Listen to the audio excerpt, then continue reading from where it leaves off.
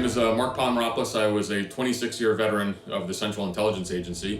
My specialty was counterterrorism. I was the Deputy Operations Chief for what we call the Europe and Eurasia Mission Center at CIA. That's a job that oversees our clandestine operations everywhere from Dublin all the way to the farthest time zones of Russia.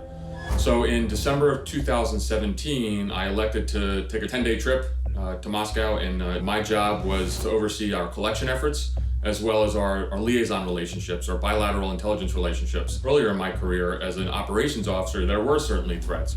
Now, as I became more senior, particularly on my trip to Moscow, the job is much more, official in nature. So I was going out to speak with our ambassador, John Huntsman. In addition, I was just going to meet with the host government, in this case, the Russian security services. So ultimately, my trip to Moscow was one where I didn't think there would be much risk at all. Maybe the second or third night of the visit, I woke up in the middle of the night, and I had an extreme case of vertigo. And look, I had been in Iraq and Afghanistan, I'd been shot at, I'd risked my life many times earlier in my career.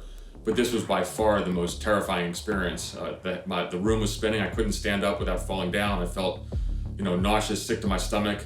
I had an incredible case of tinnitus, ringing in my ears, a headache. And so I knew something was seriously wrong, and frankly, it was terrifying. At first, of course, I thought, wow, did I have something, bad to eat? But something was different, and because of the extreme vertigo. So the next morning, I started getting worried that something bad might have happened. And then certainly when I got back to the United States and the symptoms became, almost intolerable, that's when I knew something really bad had happened. I spent not only days, weeks, but months seeing multiple different doctors and specialists. I was having incredible sinus pressure, right? Getting incredible headaches. I lost my long distance vision.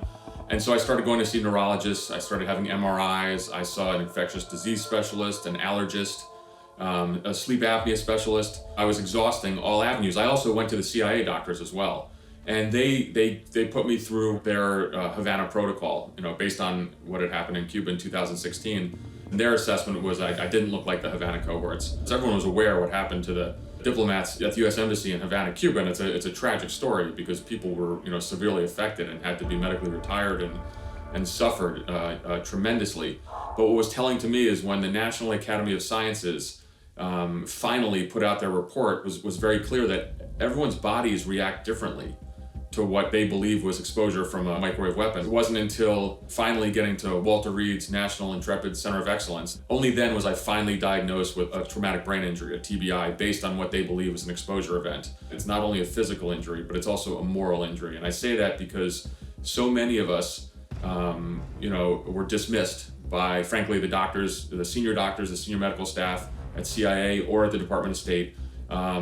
And that to me was very challenging because ultimately when the CIA has asked me for 26 years to go overseas and kind of do some really risky things, I always thought, you made a pact with your leadership that they would have your back if you got jammed up, if something happened to you. I wish I had been shot in Moscow and not have been subject to some type of, exposure event. And so if I'd been shot, I would have had a visible wound. It would have been treatable. People would have believed me. I think that this was deliberate. Having been an intelligence officer for 26 years and kind of seeing what our adversaries can do and what we can do, it seems to me it's not a stretch at all that they would be able to develop this. It's a microwave weapon, and so it's really, for all intents and purposes, a brilliant weapon that incapacitates and sows kind of terror and confusion in the adversary, which I think they've done for us because ultimately. This has been pretty disruptive to the kind of the U.S.